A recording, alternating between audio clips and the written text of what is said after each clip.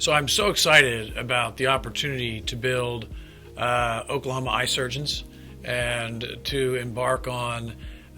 this unique time where so many things are happening in the world of glaucoma and in the world of cataracts, and to be able to assemble a team of people that can serve people well. And my passion is not just to use new technology for the sake of doing it. I'm trying to push back the darkness in people's lives. My only desire is to be an instrument of God's grace in these people's lives, to push back the darkness and to use whatever means at my disposal. So, all these companies that I work with in consultation, they're my defense contractors that I'm working with to try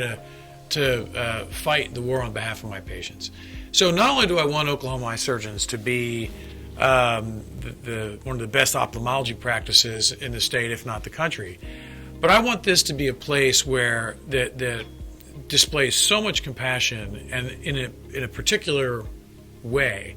that it's one of the top places in Oklahoma City where people want to work, because of the level of commitment we have for caring for people and to go above and beyond to care for people.